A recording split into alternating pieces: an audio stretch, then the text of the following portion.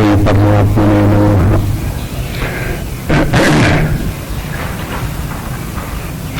गीता के सभी अध्यायों की अपनी अपनी विशेषता है। सभी अध्याय एक प्रकार से एक स्वतंत्र उपनिषद है और उसमें आत्मज्ञान परमात्म ज्ञान के प्राप्त करना, तो जीवन की पूर्णावस्था प्राप्त कराना, यही उसका उद्देश्य है। यह ज्ञान, ये साधना पद्धति अनेक प्रकार से बताई जा सकती है, लेकिन सबका अंत में लक्ष्य की है कि वो परमात्मा को जाने और परमात्मा को प्राप्त करें, परमात्मा भाव को प्राप्त करें, परमात्मा से एकत्व को प्राप्त कर लें। ये प्रयास बराबर सभी अध्यायों में किया गया है। 15वां अध्याय भी एक अपने ढंग का अपना अध्याय है। इसमें भी वही सब बातें वन अध्यायों में इसमें भी कही गई, लेकिन नए ढंग से कही गई हैं।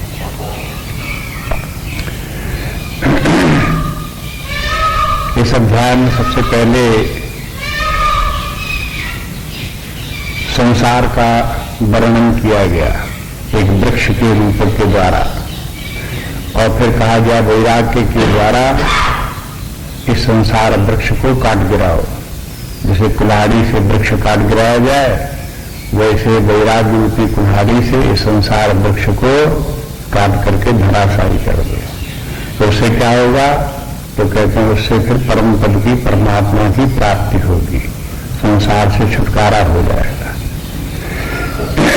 फिर बताया कि देखो जीव क्या है, जीव का संबंध परमात्मा से किस प्रकार से है।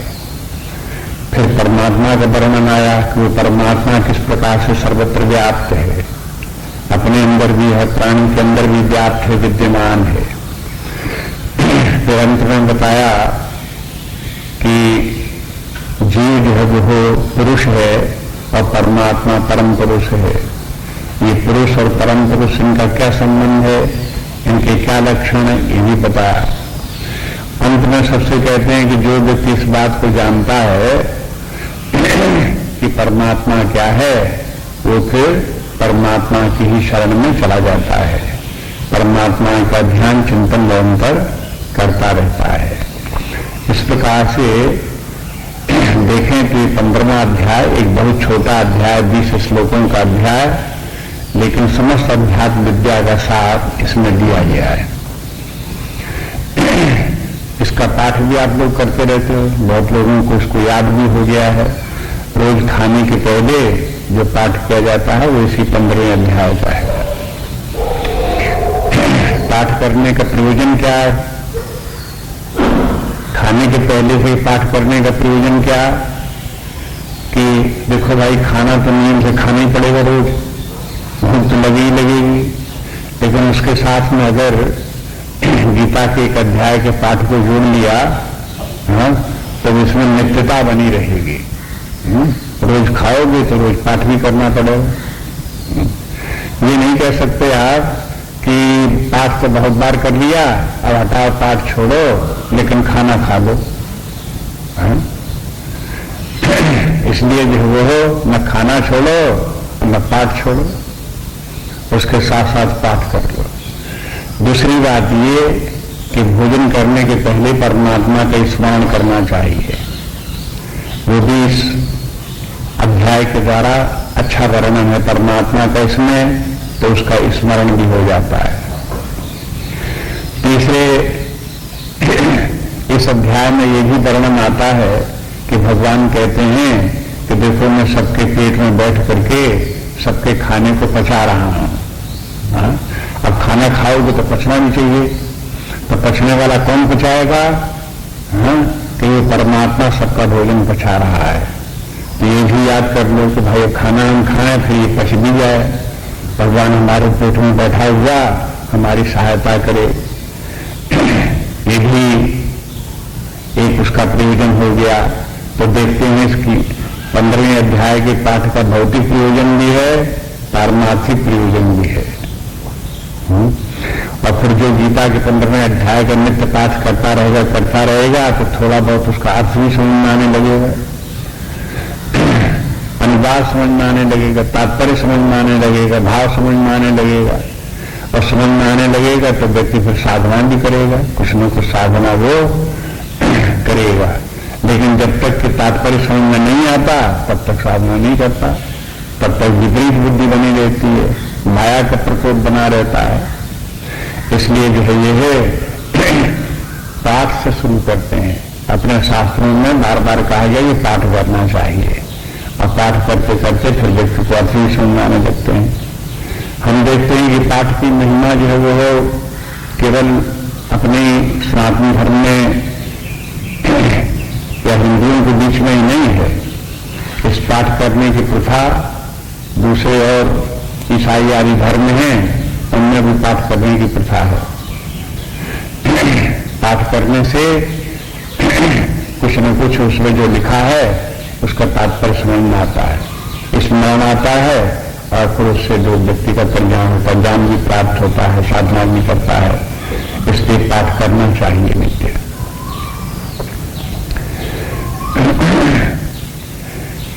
अब यहाँ हम इस अध्याय में प्रवेश करें तो एक पहला श्लोक जो है वो उसको हम देखते हैं, और भगवान कहते हैं अब हम तुमको जो है वो इस श्लोक में जो उपनिषदों की बात है, वेदों की बात है, उसका उदाहरण देकर के अब हम तुमको इस अध्यात्म विद्या को सिखाते हैं। तो प्रारंभ जो है वो एक समझना चाहिए कि जैसे कोटेशन दिया जाए, कोट कर दिया कि देखो वेदों में ऐसा कहा गया है, और फिर उसकी व्याख्या करने लगे। ये प्रक्रिया भगवान ने इसमें अपनाई है। इसलिए अब हम देखते हैं पहला श्लोक, उसका पाठ करते हैं, उसकी व्याख्या को देखते हैं। फिर अथ पंचदशो अध्याय श्री भगवानुवाच मूलमदशाखम् अश्वत्थं प्राहुरव्ययम् छन्दांसि यस्य पर्णानि यस्तं वेद स वेदवेत् ऊर्ध्वमूलमदशाखम् अश्वत्थं प्राहुरव्ययम् छन्दांसि यस्य पर्णानि यस्तं वेद स वेदवेत्। श्री भगवान कहते हैं कि ऊर्ध्वमूल मदशाखम, ऊर्ध्वमूल ऊर्ध्वन ऊपर की ओर जड़ें हैं और अधशाखम शाखाएं नीचे हैं। अश्वत्थम अव्ययम प्राहु, एक इस प्रकार का अश्वत्थ वृक्ष है जो वेदों में कहा गया है। और छन्नांसी से पर्णानि, और उस वृक्ष की जो पत्ते हैं वो छन्ने हैं। और यस्तम वेद स वेदविद, जो इस वृक्ष को जो जानता है, अश्वत्थ वृक्ष को जो जानता है, उसको समझ में आ गया कि ये क्या है, तो इसके माने वो वेद को जानता है। इतनी बातें इसमें हो गई। एक तो पहले प्राहु मैंने कहा गया है, कहा गया कि भगवान कहते हैं कि हम स्वयं नहीं कहते हैं, पूर्व काल से इस प्रकार से कहते चले आ रहे हैं। अन्य लोग जो ऋषि मुनि लोग हैं वो कहते आ रहे हैं, वेद कहते आ रहे हैं, वेद का निरूपण करने वाले, वेद की रचना करने वाले भगवान कहते आ रहे हैं। तो जो कहते आ रहे थे मैंने एक प्रामाणिक बात हो गई। कोई व्यक्ति अपनी बात कहने लगे तो ज्यादा प्रामाणिक नहीं होती, लेकिन जब उसको पूर्व लोगों के, अनेक लोगों के द्वारा वो बात कही जाती रही है और उसका समर्थन करते हुए बहुत लोग आ रहे हैं, इस बात को बोलते हैं, तब उसमें प्रामाणिकता आ जाती है। विद्वानों को भी कोटेशन दिए जाते हैं, जब अमुक विद्वान ने ऐसा कहा, अमुक विद्वान ने ऐसा कहा, अमुक ऋषि ने ऐसा कहा, तो इससे कहने से व्यक्ति के चित्त में ये बात चढ़ती, ध्यान देना चाहिए, ये जरूर ठीक होगी बात। लेकिन ये नहीं है कि आंखें बंद करके आप वैसे ही मान लो। पहले तो उसमें विश्वास रखो कि जो बात कही जा रही ठीक लगती है, लेकिन ठीक है तो कैसे ठीक है उसको समझने की भी कोशिश करनी चाहिए। दोनों बातें हैं, एक तो उसमें श्रद्धापूर्वक स्वीकार भी करो और फिर विचार पूर्वक उसके तात्पर्य को भी समझो। इसलिए अब भगवान उसकी व्याख्या करते हैं, कहते देखो प्राचीन काल के ऋषि कहते आ रहे हैं, वो क्या कहते आ रहे हैं वो हम तुमको अब समझाएंगे। तो एक वृक्ष का नाम लेते हैं, कहते देखो अश्वत्थ वृक्ष का एक वर्णन आता है अपने शास्त्रों में। वो अश्वत्थ वृक्ष कैसा है उसका वर्णन बताते हैं। वेदों में असल में देखें तो अपने शास्त्रों में कुछ वेद में भी और कुछ पुराणों में भी वृक्ष की बात आती रहती है। 3 वृक्षों की चर्चा अपने शास्त्रों में है। एक तो गूलर के पेड़ की चर्चा है, उदंबर कहते हैं उसे, उदंबर गूलर, और दूसरा अश्वत्थ वृक्ष है, और तीसरा बड़ वृक्ष है, इसको बोलचाल में बड़ कहने लगते हैं, बड़ वृक्ष, बड़ पेड़, बट वृक्ष। 3 वृक्ष हैं। इन तीनों वृक्षों की अपनी अपनी विशेषता है, और जहां इनके उदाहरण दिए गए हैं वो किसी विशेष उद्देश्य से इन वृक्षों के उदाहरण दिए गए हैं। ऐसा भी कहते हैं कि ये तीनों वृक्षों का संबंध 3 देवताओं से है, ब्रह्मा, विष्णु और महेश है। ब्रह्मा जी का संबंध है गूलर के पेड़ से, विष्णु भगवान का संबंध है अश्वत्थ वृक्ष से, और बट वृक्ष से संबंध है शंकर जी का। तुलसीदास जी ने इन तीनों वृक्षों का वर्णन किया है रामचरितमानस, सबका संग्रह किया, इन तीनों का वर्णन किया। मैंने समस्त शास्त्रों का संग्रह बड़ी चतुरता के साथ उन्होंने किया है। तो आप देखेंगे कि जो गूलर का पेड़ है उसका वर्णन भी तुलसीदास जी ने एक स्थान पर किया।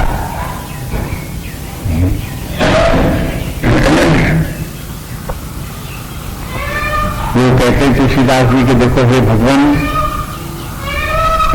आपका शरीर एक वृक्ष के समान है और संसार एक वृक्ष के समान है, और इसमें जो है वो गूलर के फल लगे हुए हैं, और गूलर के फल में जैसे भूभुनी भरे होते हैं इसी प्रकार से ब्रह्मांड में तमाम प्राणी भूभुनी की तरह से भरे हैं। और ते फल भक्षक कठिन कराला, और जैसे कि कोई इनको हाथी एक आवे और एक गूलर का फल तोड़ करके मुंह में भर ले तो उसको तो बड़ा स्वाद आवे और उसका कोई कठिन काम उसको न लगे, ऐसे ही भगवान का जो कराल काल है वो इन ब्रह्मांडों को ऐसे ही निकल जाता है, खा जाता है, खत्म हो जाते हैं। ये जो गूलर का पेड़ जो है इसमें जो है वो संसार की रचना की बात है। ये संसार कैसा है, इस संसार में जीव कैसे वे वास कर रहे हैं, और वो जीव जो है वो अपने आप को जानते भी नहीं। गूलर के भीतर का धुंधना उसे क्या पता उसके कहाँ बड़ा विस्तार कहाँ है, कौन वृक्ष कितना बड़ा है और कहाँ संसार कैसा है, परमात्मा क्या है, जगत कैसे कम करना। वो तो गूलर के भीतर जितना भरा हुआ तो बस उतना ही संसार समझता है। ऐसे ही इस जगत के भीतर तमाम प्राणी भरे हुए हैं, अपने अपने संसार में सब घिरे हुए हैं, उसी के भीतर लिप्त हैं। उनको जितना मालूम बस खाओ पियो सो जाओ, लड़ाई झगड़ा कर लो, थोड़ा मारकाट कर लो, थोड़ा ले दे लो, ले कुछ कर लो, बस इतने संसार। इसके परे क्या है कुछ पता है कुछ? बस गूलर के पेड़ की तरफ से रहने वाले। एक वृक्ष तो ये है, ये ब्रह्मा जी के वृक्ष का बात है। दूसरा वृक्ष जो है वो बट वृक्ष है। बट वृक्ष के संबंध में तुलसीदास जी ने बालकांड में बात कही और शुरू वहीं से किया। जब धर्म की चर्चा आई तब उन्होंने तुलसीदास जी ने कहा कि बट वृक्ष क्या है, ये तो धर्म का ही वृक्ष है। बट विश्वास अचल निज धर्मा, बट विश्वास अचल निज धर्म, अपने धर्म में अचल होकर के विश्वास पूर्वक वास करना, अपने धर्म का पालन करते रहना, यही वट वृक्ष है। फिर आगे चल करके जब कथा आगे बढ़ती है तब एक दिन पार्वती जी देखती है कि शंकर जी वट वृक्ष के नीचे बड़े शांत बैठे हुए। तो वहां देखते हैं तेही गिर वट विकल विशाला, तेही गिर, उस गिर के ऊपर कैलाश पर्वत के ऊपर एक बहुत विशाल वट वृक्ष, उसके नीचे भगवान शंकर जी बैठे हुए, शांत बैठे हुए हैं। पार्वती जी उनके पास गए, उनको प्रणाम किया और फिर भगवान की कथा सुनने की इच्छा वहां व्यक्त की। तो भगवान शंकर जी क्या है? धर्म की रक्षा करने वाले हैं। ये भी वट वृक्ष के नीचे वास करते हैं और धर्म के नीचे वास करने वाले, धर्म ही की रक्षा करने वाले भी हैं। जब काव्यशुंड के पूर्वजन्म की कथा आती है तो वो जब शूद्र था और उसने उठ करके अपने गुरु को प्रणाम नहीं किया तो शंकर जी ने उसको शाप दे दिया। और वहां शंकर जी से यद्यपि गुरु ने बहुत प्रार्थना की शंकर जी से, लेकिन शंकर जी कहने लगे हम क्या करें, हमारा यही काम ही है कि धर्म की रक्षा करो। और उसने धर्म का पालन नहीं किया, इसलिए इसको दंड देना पड़ा।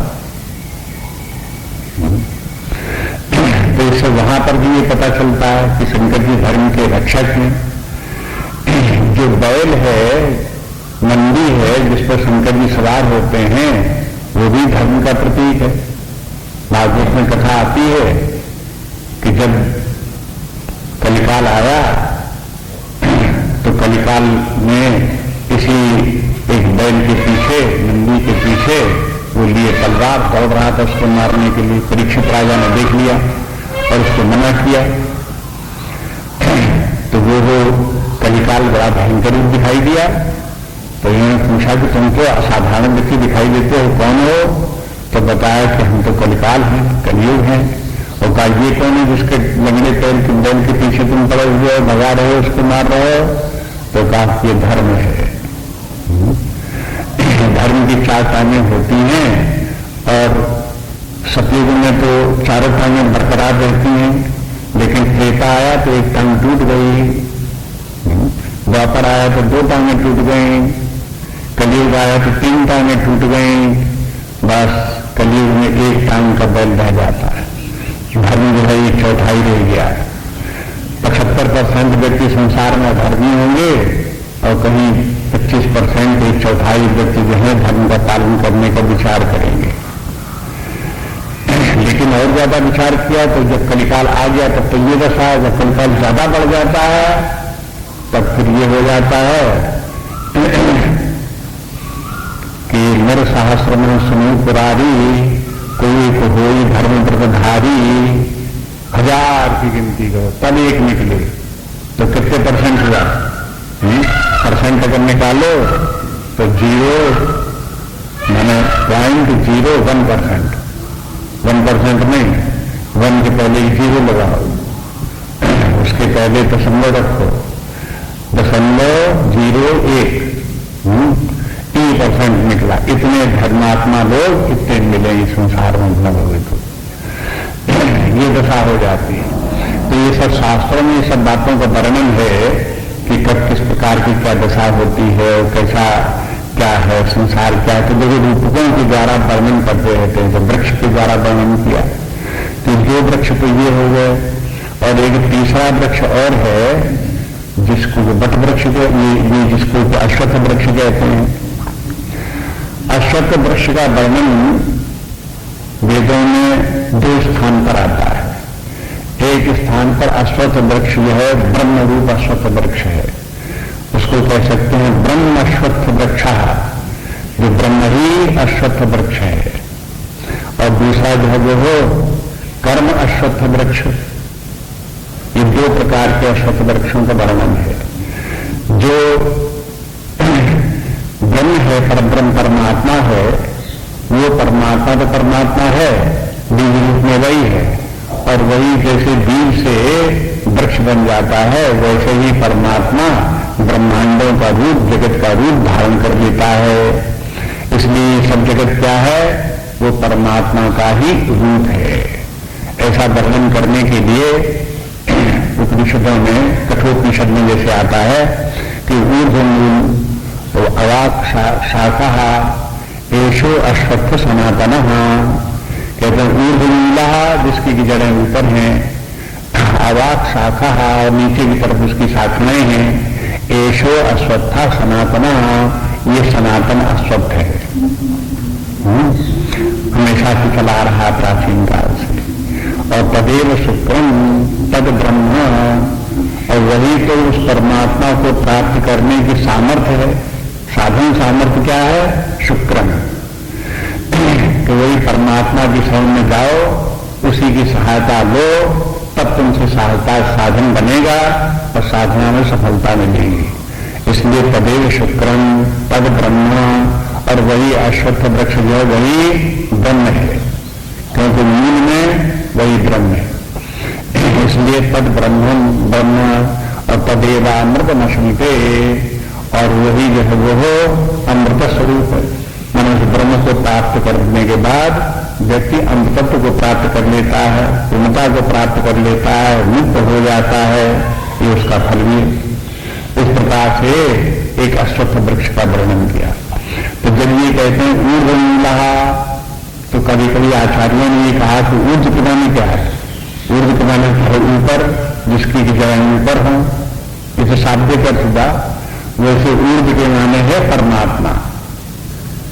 क्यों? कि परमात्मा क्यों है? कि परमात्मा सुप्रीम सेल्फ, परमात्मा के परे क्या है? उससे परे कुछ भी नहीं, उससे महान कुछ भी नहीं है। इसलिए उसी को ऊर्ध्व भी कहते हैं, सबसे श्रेष्ठ भी कहते हैं, सबसे महान भी कहते हैं। उस परमात्मा ही जिसकी की जड़ें हैं, और ये नाम रूपात्मक ये जगत जो हो उसी से उत्पन्न हुआ, उसका विस्तार है। लेकिन है उल्टा, जैसे कि ये उपनिषद आता है वैसे ही भगवान ने भी बोल दिया, और वही सत्तावली का प्रयोग कर दिया। ऊर्ध्वमूलम् शाखम अश्वत्थम प्राहुर अव्ययम, उसने कहा था एशो अश्वत्था सनातन, ये सनातन अश्वत्थ है, क्योंकि उपनिषद था, इसलिए उपनिषद को किसी दूसरे उदाहरण देने की आवश्यकता नहीं। उसने कह दिया कि देखो ये तो पीपल का वृक्ष, सनातन पीपल का वृक्ष है। भगवान ने उसी को शब्दावली को कैसे बदला? अश्वत्थम प्राहु अव्ययम, सनातन की जगह अव्यय हो गया, और प्राहु के माने ये भी बता दिया कि यह उपनिषद की ही बात है जो हम तुमको बता रहे हैं। ये इस प्रकार का ये है पीपल का वृक्ष, एक है जो अपने वेदों में शास्त्रों में कहा गया है, वही हम तुमको बताते हैं।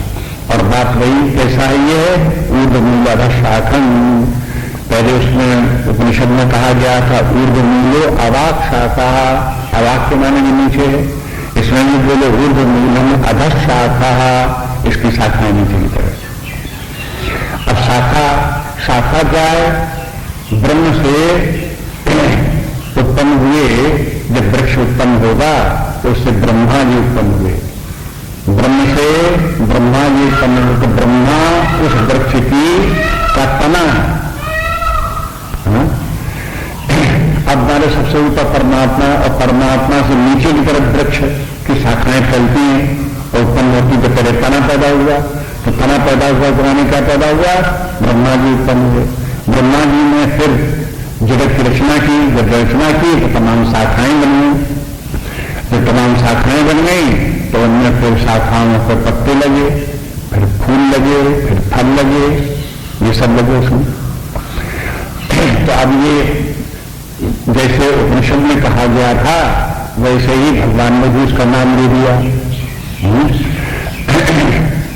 थोड़ा सा भगवान ने थोड़ा सा उसमें विस्तार किया। इस श्लोक में कुछ बात कही, कुछ आगे श्लोक में बात कही। वहां वो जितनी वेद में बात कही थी उतनी ही नहीं रखी, बल्कि व्याख्या भी कर दी कि देखो उसका तात्पर्य क्या है।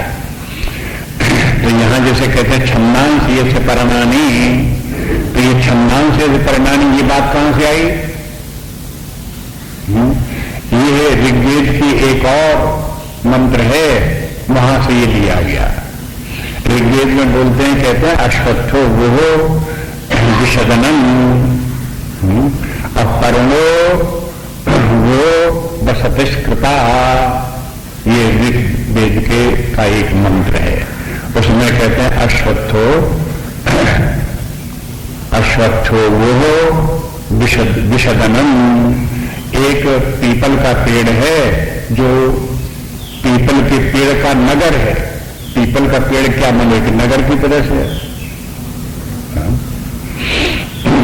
अब पीपल का पेड़ तो है ही पहले जगत, और फिर उस पीपल के पेड़ को भी कहते हैं एक नगर की तरह से, निषदनम, वास करने का स्थान है निषदनम। और फिर कहते हैं कि परिणे वो वशयति से कृतः, और जो कर्म करने वाले व्यक्ति हैं, सकाम कर्म करने वाले हैं, वे लोग, वे प्राणी लोग उस वृक्ष रूपी नगर में पत्ते के ऊपर वास करते हैं।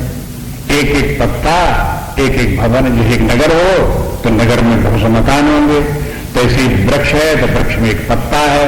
तो जीव कहां वास करता है? पत्ते के ऊपर वास करता है। अब देखो उसमें क्या कहना चाहते हैं। अगर किसी को वेदांत की भूमिका का ध्यान हो तो उसे मालूम हो जाए कि भाई जैसे चिड़ियां जो है पेड़ के ऊपर रहती हैं, किसी प्रकार से जो है वो हो, सब प्राणी जो है संसार रूपी वृक्ष में चिड़ियों की तरह से वास करते हैं। एक शाखा से कूद के दूसरी शाखा में चले गए, दूसरी शाखा से कूद के दूसरी शाखा में चले गए। एक विचित्र बात इसमें यह है कि इस पीपल के पेड़ के ऊपर जो प्राणी वास करते हैं, जो तमाम पत्ते हैं, तो जितने तमाम पत्ते हैं उतने तमाम प्राणी भी हैं। हर प्राणी जो है एक एक पत्ते के ऊपर वास करता है। अब पत्ता में क्या विशेषता? पीपल के पत्ते पर पीपल पात सरिस मंडोला। देखो आपको पत्ते को जब कहीं दुनिया हवा में चल रही हो तब आप पीपल के पत्ते को देखोगे तो वो हिल रहा होगा। जिस पीपल का पत्ता इतना हिलता है, उसके ऊपर किसी का वास हो, तो वो रहने वाला उसके ऊपर, उसके पैर कितने जमेंगे, कितनी स्थिरता से रह सकेगा, उसका चित्त डोलता ही रहेगा, डावाडोल रहेगा हमेशा। बस ये दशा जीवों की, प्राणियों की। तो वहां जो पत्ते के ऊपर जो जीवों का वास था ऋग्वेद में, यहां भगवान क्या कहते हैं कि देखो छंदांश ये से परिणामी, उस वृक्ष के जो पत्ते जो हैं वो छंद हैं। छंद के माने क्या कि जितने वैदिक मंत्र हैं जो कर्मकांड का निरूपण करने वाले हैं, शुभाशुभ कर्म, धर्माधर्म का निरूपण करते हैं, फिर धर्म के लिए विधान बताते हैं, यज्ञ का विधान बताते हैं, यज्ञ करते हुए मंत्र उच्चारण के लिए मंत्रों का विधान करते हैं। तो ये सब मंत्र क्या है, तमाम यज्ञों का वर्णन क्या है, ये सब उस वृक्ष के पत्ते के समान है। और छंदांश के माने छंद तो है ही वो जो पत्ते के समान है, लेकिन छंदांश का एक तात्पर्य और है, छादियति छंदा, जो ढकले उसे छंद कहते हैं। हालांकि व्यक्ति अपने कर्मों के बंधन में पड़ करके एक बंधन में पड़ा हुआ है, संसार के चक्र में पड़ा हुआ है, दुख जाल में, भंवर जाल में पड़ा हुआ है, लेकिन वेदों ने क्या किया कि मनुष्य के उन अशुभ कर्मों पर, उन दूषित कर्मों पर एक आच्छादन डाला। मनुष्य कर्म तो कर ही रहा था, कर्म के बंधन था ही। अब वेद क्या बोले कि देखो तुम ऐसा धर्म का पालन करो, ऐसे तुम यज्ञ करो तो तुमको स्वर्ग मिलेगा। तो वो तो वैसे ही रो रहा था अपने कर्म करते करते। वेद ने थोड़ा सा उसके आंसू पहुंचने के लिए स्वर्गात का वर्णन कर दिया। तो जिस कर्म के चक्र में वो पड़ा हुआ था उसकी बुराइयां ढकी होगी। तो वेद जो है कर्म की बुराइयों को ढकने वाले। वेद के दो भाग, कर्मकांड, ज्ञानकांड। कर्मकांड क्या करता है, कर्म की बुराइयों को ढकता है और अच्छे कर्म बता देता है।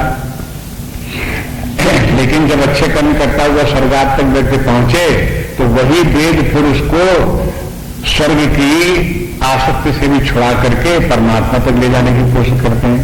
तो ज्ञान खंड आ जाता है कि कर्मकांड से काम नहीं चलेगा, परमात्मा का ज्ञान भक्ति प्राप्त करो, परमात्मा की प्राप्ति करो। तो आगे जब कर्मकांड का भाग भी है उसका भी अंतिम प्रयोजन ज्ञान और परमात्मा की प्राप्ति है। इसलिए यहां कहते हैं कि छंदांशीय से परिणामी। अब ये कहते हैं कि यस्तम वेद सवेदविद, जो व्यक्ति इस बात को जानता है वो वेदों के राशि को समझता है। वेद के एक अक्षर ना भी पढ़ो लेकिन वेद की बात समझ में आ जाए तो समझ लो कि वेद को जानता है। इतनी बात अगर किसी व्यक्ति को समझ में आ जाए कि ये कैसा, ये पीपल का वृक्ष कैसा है, परमात्मा कैसा है, ब्रह्मा जी कैसे हैं, समस्त प्राणियों की रचना हुई ये प्राणी कैसे हैं, इन प्राणियों का संसार कैसा है, इनके कर्म किस प्रकार के हैं, स्वर्ग नरक कैसा है, मुक्ति कैसी है, अगर ये सब बातें जिसको मालूम हो तो व्यक्ति कैसा है, वेद को जानने वाला है। एक बात और ध्यान देना, अभी यहाँ यस्तम वेद सवेदविद, वेद की दुहाई देते हुए भगवान ने पहला श्लोक शुरू किया है और अंत तक ये है वेद की दुहाई देते रहेंगे भगवान। इसका उपक्रम भी इस अध्याय का वेद से होता है और जब राहु बोलते हैं तब भी वेद ऐसे ही कहते हैं, राहु का वेद ऐसा कहते हैं। और अंत में जो ये है वेद की बात अध्याय के अंत में भी आती है। तो उपक्रम उपसंहार में इस अध्याय का ये वैदिक पाठ है। एक प्रकार से ये 15वां अध्याय क्या है, वेद का ही सार है। वेद की प्रधानता को देकर के इस अध्याय में वर्णन किया गया है। इसलिए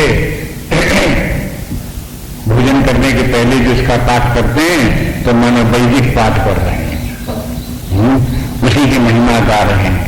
इस प्रकार से यह अध्याय का ध्यान रखना चाहिए। इस अध्याय का महत्व को स्मरण रखें।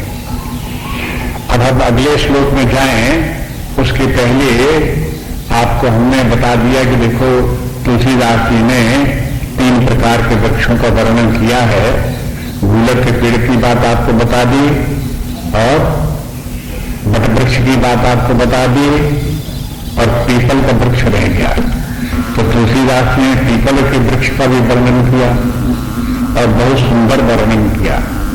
और उस वर्णन को अगर हम देखें तो ये कह सकते हैं भगवान ने गीता में जो कुछ कहा उसकी भी व्याख्या तुलसीदास जी ने कर दी है। देखो जो वेदों में कहा गया उसकी व्याख्या तो भगवान ने गीता में कर दी, मैंने उसका विस्तार कर दिया, स्पष्टीकरण कर दिया। और गीता में जो स्पष्टीकरण नहीं हो पाया था वो फिर तुलसीदास जी ने कर दिया। क्या कर दिया? तुलसीदास जी कहते हैं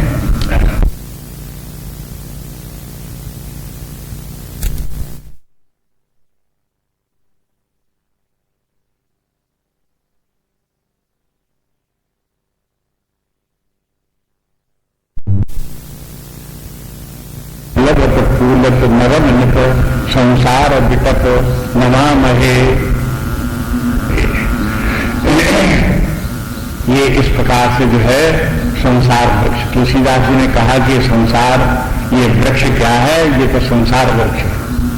जैसे ऋग्वेद में हमने आपको उदाहरण बताया, उन्होंने ये कहा कि देखो ये है, ये अश्वत्थो निषदनम अपरणे वो बसतस्कृता, जो कर्म करने वाले व्यक्ति हैं वो इस वृक्ष पर वास करते हैं।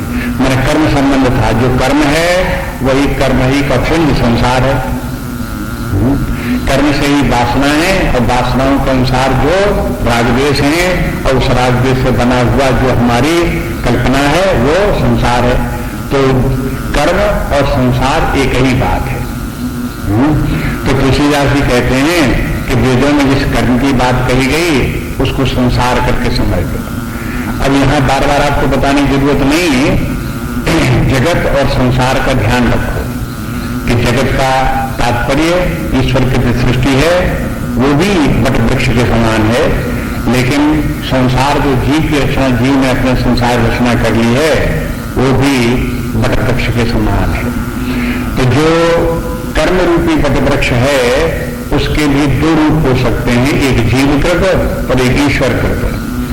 जो ईश्वरकृत वटवृक्ष है उसको पर ब्रह्मा और देवता और तमाम लोकांतर इस प्रकार की रचना जो हुई है वो तो ईश्वरकृत वटवृक्ष की है। और जीवकृत जो वटवृक्ष है वो कर्मजन्य है और कर्मों का शुभाशुभ कर्मों का विस्तार है और उनके साथ साथ कर्म के पाप पुण्य रूपी फल हैं और उनका भी फल सुख दुख आदि है और स्वर्ग नरक इत्यादि ऊपर नीचे के लोकों में आवागमन है। ये जीव का जो वो हो वटवृक्ष हो गया। तो तुलसीदास जी कहते हैं कि देखो अव्यक्त मूलम अनादितर, ये संसार वृक्ष जो है अव्यक्त है। अव्यक्त मैंने किसी को दिखाई नहीं देता। संसार में रहते हैं लोग सब, लेकिन उन्हें दिखाई नहीं देता कि हम संसार में है। मूलम अनादि और इसकी जड़ अनादि। देखो अनादि के माने अगर किसी से पूछो कि हम जीव भाव में कब से आ गए, हम कब से कर्म के बंधन में पड़ गए, तो उत्तर क्या है? अनादि।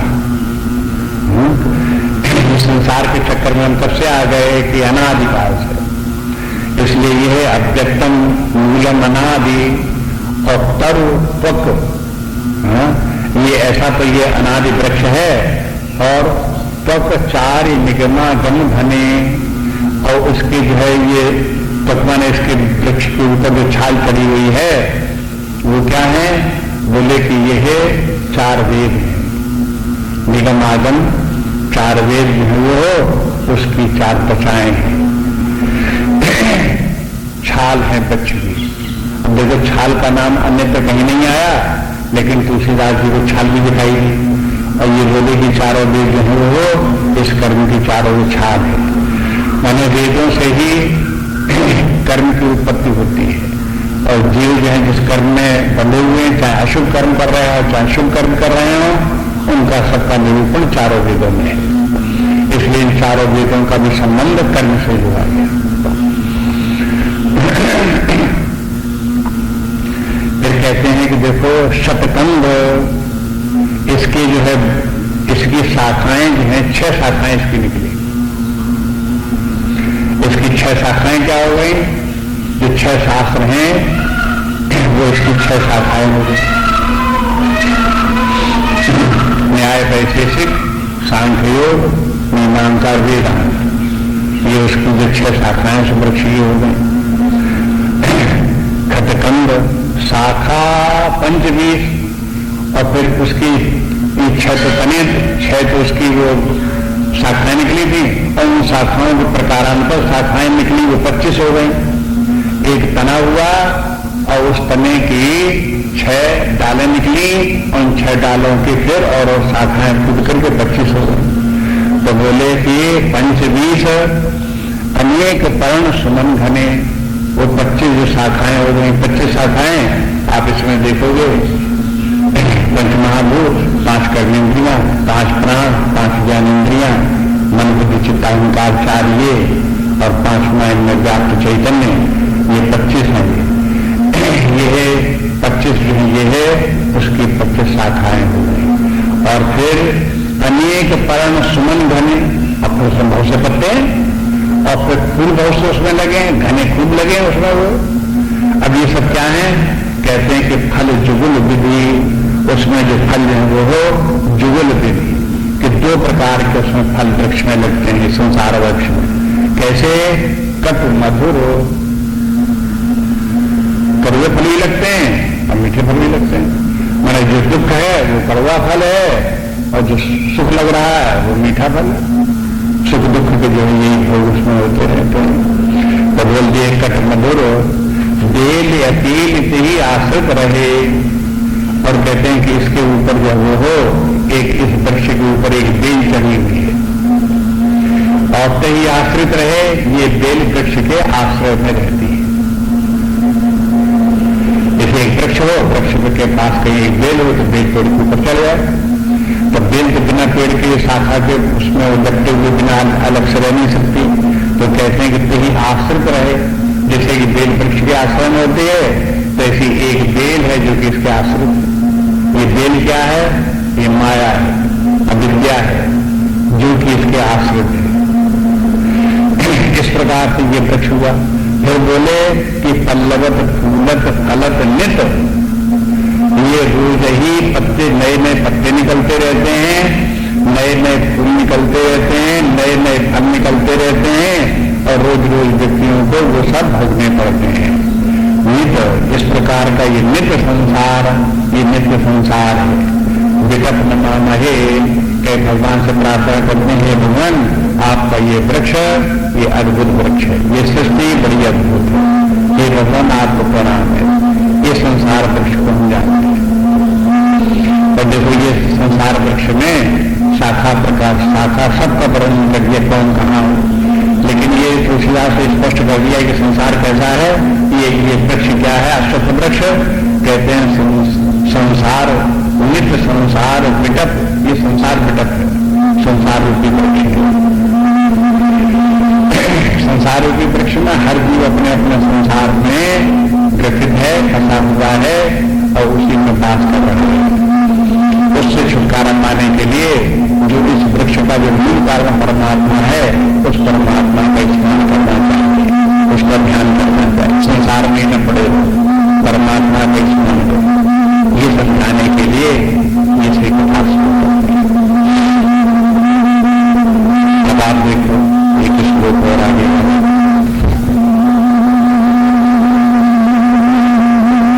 अधश्चोर्गम प्रसुतास्तस्य शाखा गुण प्रबुद्धा विषय प्रवाला अधस्य हीनानुसंगतानि कर्मानुबंधीनि मनुष्य लोके अधश्चोर्गम प्रसुतास्तस्य शाखा गुण प्रबुद्धा विषय प्रवाला अधस्य हीनानुसंगतानि कर्मानुबंधीनि मनुष्य लोके। पहले इसको जिस वृक्ष का वर्णन किया था कृष्ण भगवान ने उसका स्पष्टीकरण किया। तो कठोपनिषद में जो भी अश्विन वृक्ष का वर्णन है वो ज्यादा स्पष्ट नहीं है। इसमें जब ये दूसरा श्लोक पढ़ते हैं गीता का तो उससे पता चलता है वो कैसा है। अधस्य ऊर्ध्वं प्रस्तास्तस्य शाखा, उसकी शाखाएं नीचे ऊपर सब तरफ फैली हुई। गुण प्रबुद्धा, और ये शाखाएं बढ़ती कैसे हैं? गुण प्रबुद्धा। गुण कौन से? सत्य सत्तम, इन तीन गुणों के बल पर ये शाखाएं बढ़ती हैं। विषय प्रबाला, और उसमें प्रबाल, प्रबाल के माने उसमें गोपने जो लगती हैं वे विषय, विषय माने इंद्रियों के जो भोग्य पदार्थ है वो विषय कहलाते हैं। ऑब्जेक्ट वे प्रबाल के समान है, उस वृक्ष के गोपनों के समान। अधस्य मूलानि अनुसंगतानि, और उसकी जड़ें नीचे की तरफ भी लटक रही हैं, जैसे बरगद के वृक्ष की जटाएं नीचे की लटकती हैं, ऐसे ही कहते हैं कि अधस्य है और नीचे की ओर मूलानि, बहुत सी जड़ें उसकी जड़ें अनुसंगतानि, अनुसंगतानि में फैली हुई जमी है, लेकिन उसकी सब तरफ फैली हुई। और कर्मानुबंधीनि, और यह कर्म का बंधन उत्पन्न करने वाला मनुष्य लोग के, मनुष्य लोग। अब इसमें तो जन प्रस्ताव शाखा, इसका तात्पर्य क्या हुआ? इसकी शाखाएं नीचे भी गई, ऊपर भी गई। जो कर्म वृक्ष है, संसार वृक्ष है, उसकी शाखाएं ऊपर भी जाती हैं, नीचे भी जाती हैं। ऊपर जाने के माने व्यक्ति स्वर्ग लोग चला गया, ऊपर की शाखा चली गई। नरक लोक में चला गया, उसकी शाखा नीचे चली। तो ये कर्म वृक्ष सब ऊपर से लेकर नीचे तक फैला हुआ, स्वर्ग से लेकर के नरक लोकों तक ये सब फैला हुआ। इसलिए बता दिए इसकी शाखाएं ऊपर नीचे सब तरफ फैली हुई। आपको लगे कि ये वृक्ष तो बड़ा टेढ़ा मिला है, उसकी शाखाएं अगर उल्टा ही होता, नीचे की तरफ चलता तो तना होता, तना के बाद फिर शाखाएं होती, शाखाएं फिर नीचे फैलती जाती। लेकिन कहते हैं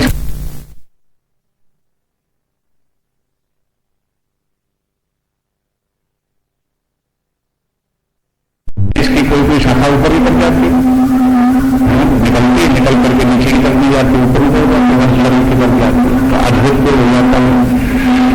तो कहते हैं कि इस प्रकार से इसकी शाखाएं ऊपर भी जाती नीचे भी जाती हैं, लेकिन शाखाएं बढ़ती कैसे? गुणत्र वाला, ये गुण के प्रभाव से, गुण प्रबुद्धा, सप्तगुण रजोगुण जब व्यक्ति गुण से कर्म करता है तो उस कर्म के फलस्वरूप तमोगुण बढ़ा, रजोगुण बढ़ा, तो क्या हुआ? उसकी शाखा नीचे वाली शाखा बढ़ गई, जिस शाखा से नरक जाता है वो शाखा फैल गई, बड़ी हो गई। अगर उसने पुण्य कार्य किए, सप्तगुण उसका बढ़ा, तो सप्तगुण बढ़ने पर उसकी शाखा ऊपर की तरफ चल गई, स्वर्ग की तरफ चली, वहां उसने पहुंचा दिया। तो स्वर्ग नरक की प्राप्ति कैसे होती है? इन्हीं गुणों के बल पर होती है, सप्तगुण के ऊपर, तमोगुण इन्हीं के कारण। तो गुण प्रबुद्धा और विषय प्रबाला, और सब जगह विषय प्राप्त होते रहते व्यक्ति को, स्वर्ग लोक से लेकर के नरक लोक तक भोग्य पदार्थ जो कुछ प्राप्त होते हैं सब विषय। और मनुष्य लोक में भी, मध्य लोक में भी मृत्युलोक है, इसमें भी विषय प्राप्त होते हैं। नरक लोक में जो विषय प्राप्त होते हैं वो दुख देने वाले होते हैं, कड़वे होते हैं। स्वर्ग में जो फल प्राप्त होते हैं जो मधुर फल होते हैं। इसी तुलसीदास जी ने क्या कहा कि देखो ये जो है इसके जो है ये फल जिसमें लगते हैं दो प्रकार के फल, जुगुल विधि कट मधुर, इसके दो प्रकार के कड़वे मीठे फल। तो ये कड़वे मीठे फल क्या है? ये विषय ही इसके फल जब स्वर्ग के अनुकूल मिल गए तो वो हो गए सुखदायी, मधुर हो गए। अगर नरक पहुंच गए और वहां के कष्ट भोगने पड़े तो वे कड़वे। इस प्रकार का ही सबका सब संसार वृक्ष इस प्रकार का अवश्य मूलान संततानी। और फिर कहते हैं कि इसकी और जड़ें हैं जो कि नीचे की तरफ फैल रही। अब ये जड़ तो इसकी सबसे ऊपर है, उसी ऊपर की जड़ से सबकी सब शाखाएं निकली हैं, लेकिन फिर कहते हैं उसमें से उन शाखाओं से भी फिर वो निकलती हैं और जड़ें और नीचे की तरफ जाती हैं। नीचे की तरफ जाने के माने ये है कि ये संसार वृक्ष ये कल्याणकारी नहीं है, इसकी अधोगति ही है। चाहे आप स्वर्ग जाओ तो भी अधोगति, नरक जाओ तो भी अधोगति। इसकी जड़ें सदा नीचे ही जाने वाली। जो संसार में अटका रहेगा, भौतिक जीवन में अटका रहेगा, विषय भोगों में अटका रहेगा, उसका क्या होगा? परिणाम अधोगति होगा। बार बार नीचे की तरफ जाता रहेगा और नीचे चला जाएगा और विनाश हो जाएगा और विनाश हो जाएगा और विनाश हो जाएगा, बस यही होता चला जाएगा। इसलिए कहता है अवश्य मूलानम संततानी कर्मानुबंधीनी। और कर्मानुबंधीन के माने ये कर्म का बंधन है, ये संसार वृक्ष का ये कर्म का बंधन है और इसी में व्यक्ति बंधा रहता है। और मनुष्य लोक के माने क्या हुआ कि मनुष्य लोक में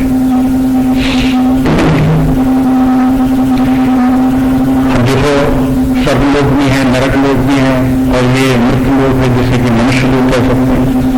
इस मृत्यु लोक में भी मनुष्य भी है, कीट पतंग पशु पक्षी भी है, लेकिन इसमें जो केवल मनुष्य जो है वो वही शुभाशुभ कर्म करता है और वही अपने शुभाशुभ कर्मों के कारण बंधन में पड़ता है। और बंधन में पड़ने के बाद फिर शरीर छोड़ करके चाहे कीट पतंग पशु पक्षी हो चाहे देवता बन, और वहां सुख दुख का भोग करने के बाद फिर मन शरीर में आ जाता है। इसलिए ये संसार वृक्ष समझने के लिए और इस संसार वृक्ष को से छुटकारा पाने के लिए व्यक्ति को सावधान रहना चाहिए मनुष्य लोक में। जिससे मनुष्य लोक में जिसमें मनुष्य शरीर प्राप्त है, जिस समय जीव को मनुष्य शरीर प्राप्त होता है तो उस समय वो मनुष्य लोक में होता है। लोक के माने फिर याद रखो क्या, एक पर्टिकुलर फील्ड ऑफ एक्सपीरियंस, एक अनुभव का जगह। ये मनुष्य शरीर एक विशेष प्रकार के अनुभव का स्तर है। यहाँ पर व्यक्ति अपने पूर्व कर्मों के फल भी भोगता है, नए कर्म भी करता है। वे नए कर्म उसके लिए बंधनकारी भी हो सकते हैं, उच्च लोगों की प्राप्ति कराने वाले भी हो सकते हैं, नीचे के लोगों को भी प्राप्त कराने वाले हो सकते हैं। और मनुष्य लोक में ही व्यक्ति ऐसे भी कर्म कर सकता है जो उसके पुराने कर्मों से उसको छुटकारा दिला दे। कर्म के बंधन से वो छूट जाए, ऐसा भी मनुष्य लोक में संभव है। इसलिए सारी विशेषताएं ये मनुष्य लोक की हैं। और ये शास्त्र भी मनुष्य लोक में है, संतों के उपदेश भी मनुष्य लोक में ही है। साधन मनुष्य जो साधन करता है अपने उद्धार के लिए, वो भी मनुष्य लोक में ही होता है, अन्य लोकों में नहीं होता। इसलिए इस मनुष्य लोक की महानता प्रधानता को देकर के कहते हैं कि देखो इस मनुष्य लोक में ही कर्म के बंधन में इस प्रकार भी बंधा हुआ है, और कर्म के बंधन में बंधा होना ही यही अश्वत्थ वृक्ष है। इसलिए श्लोक में था अव्ययम, ये अव्यय है। अव्यय के माने है ये कभी खत्म होने वाला नहीं है। अनादि के माने तो ये जिसका भी कोई आदि नहीं है। लेकिन अव्यय के माने है जो अनंत है, सदा रहने वाला है। सदा रहने वाला कि मैंने हर प्राणी हर मनुष्य को इसी प्रकार कर्म बंधन में बंधा ही रहेगा, तो उसको यहां ये समझना चाहिए अव्यय कोई वस्तु होती है, अव्यय होती है, नित्य होती है, तो वो दो प्रकार की होती है।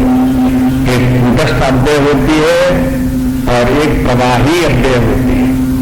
प्रवाही अव्यय, प्रवाही बनी जगत जैसे प्रवाही अव्यय है। जगत बनता है, बिगड़ जाता है, प्रलय हो जाती है, फिर जगत पैदा हो जाता है, फिर नष्ट हो जाता है। ये जगत का प्रवाह कहलाता है। और प्रवाह के में बदलना भी है, ये जगत हर क्षण बदलता भी रहता है और सृष्टि और बिना प्रलय भी होती रहती, लेकिन चलता रहता, सदा चलता रहता है। इस प्रकार ऐसे ही जीवों का संसार जो है वो भी अनादि है, कर्म का बंधन भी अनादि है। जीव उसी कर्म बंधन में बंधा भी रहता है, शुभाशुभ कर्म करता भी रहता है, सुख दुख भोगता भी रहता है, और सदा ऐसे ही चलता रहता है, कभी समाप्त नहीं होता। फिर क्या होना चाहिए? तो बताए कि जो जब व्यक्ति साधना करके परमात्मा की प्राप्ति कर लेता है, ये संसार चक्र से बाहर निकल जाता है, तब फिर उसका ये संसार समाप्त हो जाता है। ये प्रवाही संसार भी एक दिन समाप्त हो जाता है। अव्यक्त कह दिया तो अगर इसका नाश हो जाता है किसी उपाय से, तो अव्यक्त क्यों कह दिया? ये अव्यय उन लोगों के लिए कह दिया जो लोग ये समझते हैं कि जिस कर्म बंधन में हम बंधे हुए हैं, जिस जाल में हम फंस गए हैं, किसी दिन अपने आप छूट जाएगा। जब हम मर जाएंगे तो अपने आप छूट जाएगा, जब प्रलय काल आएगी तो अपने आप खत्म हो जाएगा। उनके लिए कहते हैं कि देखो ऐसा होने वाला नहीं है। ये तो तुम्हें अपने आप अपनी साधना करनी ही पड़ेगी, अपना उद्धार अपने आप करना ही पड़ेगा। जब अपना उद्धार करोगे तभी से छुटकारा होगा। ये इस प्रकार के दो श्लोकों में इस संसार पक्षता को वर्णन कर दिया और कर्मानुबंधीन बता दिया, कर्म का बंधन बता दिया। अब तीसरे श्लोक में से छूटने के उपाय बताएंगे, तो श्लोक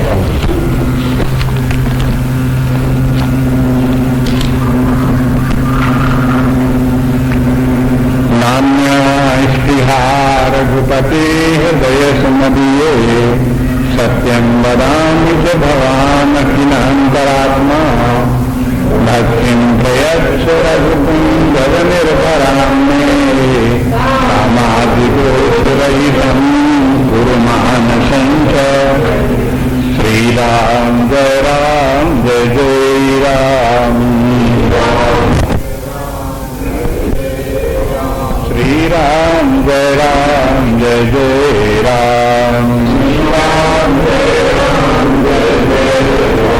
श्रीराम जय राम जय जय राम,